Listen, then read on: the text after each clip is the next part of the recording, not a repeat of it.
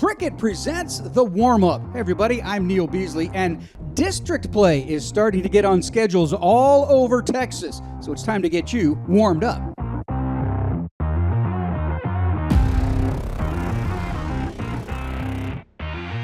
Huge early matchups that could have playoff implications in Week 5, as we're about the halfway mark of the regular season. Let's preview some of these games in the lineup. 7-4A Division 1 will be decided this Friday night as Frisco Panther Creek hosts Celina at the Star. It's as simple as that. And last year's controversial ending only adds to the drama in this matchup. If you remember, it was the last game of the season and Panther Creek scored a touchdown in the last moments of the game to win it and take that district crown. However, Celina fans felt this play was an interception, not a touchdown, and they have not forgotten. Bobcats have one of the most stacked resumes of any team in the state this year so far. They've played and beaten some of the biggest powerhouses in the Lone Star State, including Belleville, Waco, La Vega, and Gunter. Bo Bentley has thrown for over 850 yards and 13 touchdowns for the Bobcats and no interceptions. Colton Rodriguez has been scoring touchdowns in the receiving game and return game. Ground attack is led by Logan Gutierrez. Celina is sound in all areas of the game. But you know what? So is Panther Creek. Panthers have built a passing game. It's hard to stop. Garland Fry has thrown for over 1,100 yards and 14 touchdowns. Jalen Lott, the Lovejoy transfer, is his main target. Already got 35 catches and 7 scores through just 4 games. Should be a shootout, and the winner will have a clear path to that district title.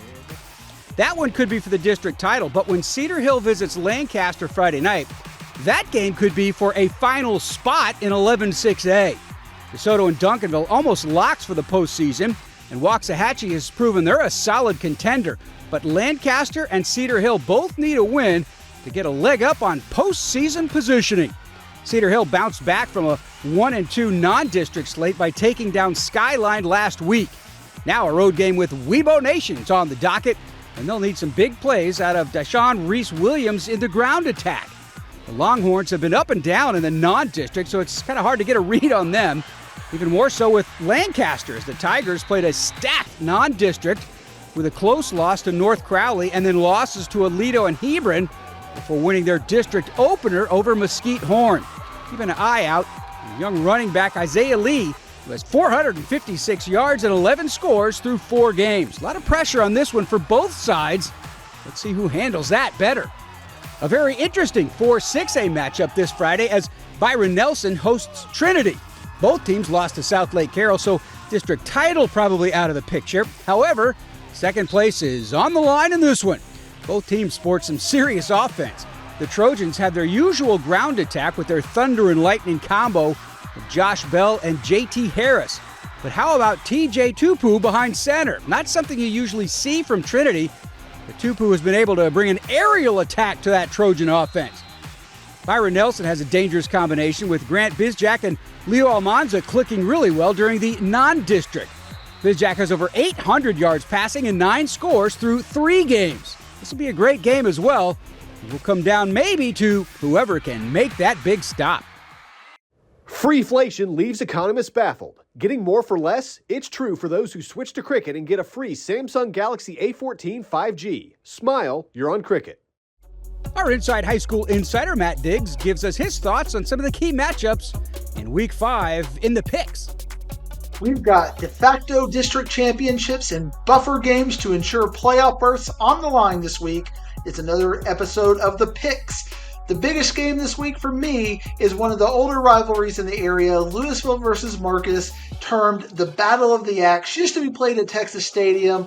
Now they play them at the home stadiums, which gives it its own special vibe. And you've had 2 weeks to prepare for this game. Trey Williams versus Colton Nussmeier, 2 young quarterbacks looking to find their way and to find their mark. I think given the 2-week preparation, Louisville the last couple of weeks has been a little bit banged up, been a little injured, had some young kids who have stepped up into it. I think they're going to be healthy. I think Terrell Hill is going to have a great game. And I just think the infrastructure, that offensive line for Louisville is going to be a little bit better than Marcus. So I think Louisville will take the Axe home to Goldsmith and win the Battle of the Axe and give themselves a little bit of breathing room in this district. McKinney North against Frisco Wakeland. Wakeland was held to 40 yards of offense against Frisco Reedy last week, and McKinney North finally woke up. Sherman was able to re-energize that offensive spirit. Greg Ard had 230 yards. Cam Powell had a great game for them. I think McKinney North is going to win a pivotal district battle to give themselves a likely leg up for the playoff spot in that district.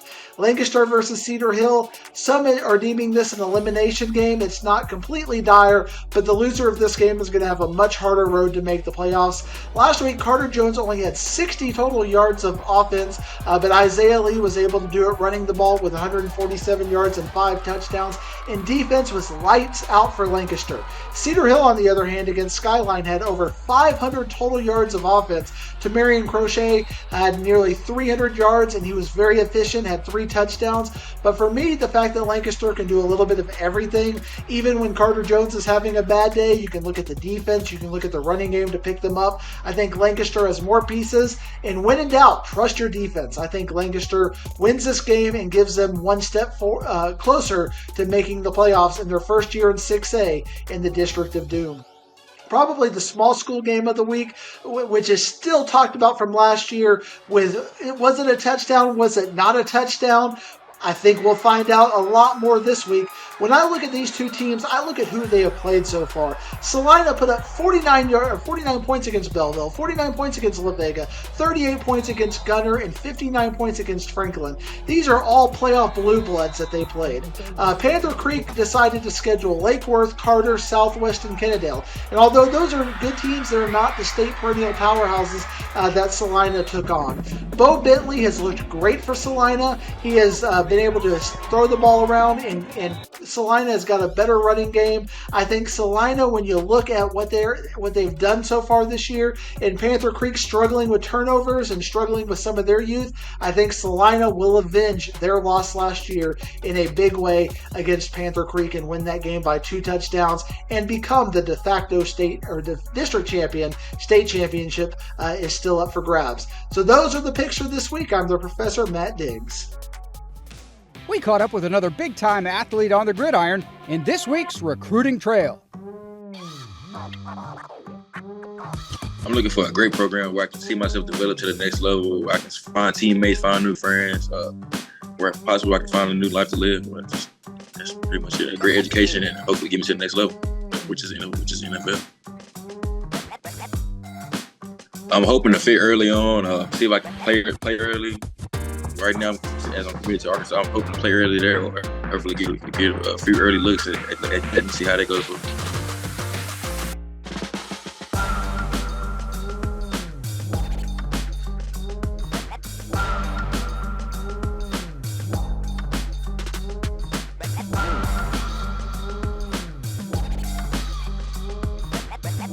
I would say I'm a great player on the field. I'll say I lead my team pretty well, and off the field, I'll say I'm pretty good in the classroom. I'm actually on society. I'm top 100 in my class. So I'm pretty good off and on the field.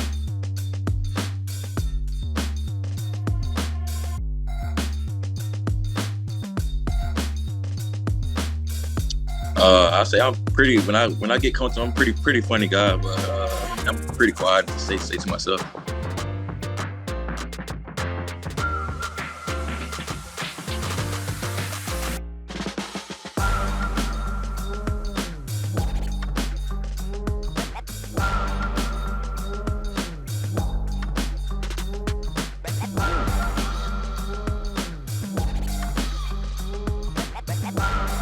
I'll probably say on the field, I'll probably try to see if I can try to strike a defense MVP for the district, and classroom probably just keep maintaining my all A's.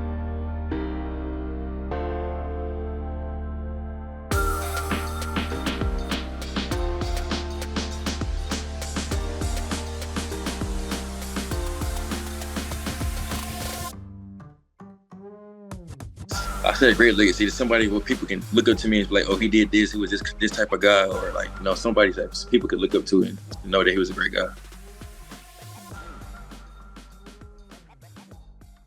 Cricket Wireless has an offer that's going to blow up your group chat. 4 lines for only $25 per month each with nationwide 5G. Smile, you're on Cricket. Our producer, Ward Fasold, caught up with Celina headman Bill Elliott to talk about his huge district battle in this week's Media Day segment. All right, we are talking with Bill Elliott from Celina High School, who's off to yet another great start. And I'll tell you one thing I like about your squad and you in general is you take on all comers. And it doesn't matter where you play it. You'll travel wherever you go, and you'll take on the best. You've done that this year, and if you've taken them all down kind of in dominating fashion, what have you learned about your team in the non-district? The biggest thing is just how hard our team will play. They're a group of guys that just play so hard. Just every play, they bring their best effort. And that's what we ask them. Remember, that's my big thing I've asked from all this years. We're going to make mistakes. It's preseason. That's part of it. But effort. I want your best effort every play. And, man, they've been tremendous at that, how hard they play. That's what every coach we played against has commented on, how physical and how hard our kids have played.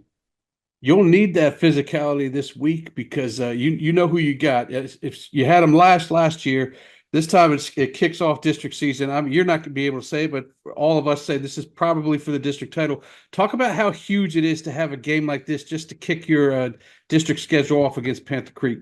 Yes, sir. It's a big one. I mean, it really is. They're a great team. Coach Surratt does a great job, his staff, with those kids. They've got some really talented kids. I mean, their skill group is unbelievable with what they've got over there. And so we're going to have our hands full. And so that's one thing we're going to have to really do. We're going to have to play at a real high level with a lot of intensity, very physical, very fast, very consistent in what we do to try to contain some of the talent that they've got. And it's a huge matchup. Luckily, we came off 4 big games. It's been like one after another. And so this just kind of stacks up right in there that we've been used to that intensity and have to get to that high level to play. Well, I know one thing you haven't forgotten. We ain't forgotten it either. And if you had your bulletin board behind you, you probably have pictures of the touchdown, non-touchdown from last year's championship game. That's built-in motivation, right? That's your built-in speech for your game. How much do you want to get your get back on that one? Well, I think that's something that especially kids think about. And it's always in your mind, because you feel like, you had a great, you came back, had a great situation, had a game under control. But, before I ever got down to that last play, we should have handled things. That's what I look at. I think we came out flat last year, didn't play real well the first half, came out the second half and really picked our game up and our level up and played a lot better. Had a 10-point lead going with a few minutes left in the game and allow them to come back and get back in the game and have a chance there. So we should have handled things a whole lot different before it ever got to that point. But it does. It sets in the back of your mind. It sets in the back of our kids' mind, I know. So it's going to be a motivator going in this week. Well, it's definitely going to be a fun one. It's going to be our game of the week. We're excited about it. 1 versus 2. Let's get it on. Thank you for joining me, Coach, and we'll see you Friday night. Sounds good. Thank you, sir. Hey, that'll do it for today's show. Thanks for joining us, and we leave you with Professor Diggs' DFW rankings. Be sure to catch some excellent Texas high school football again this weekend.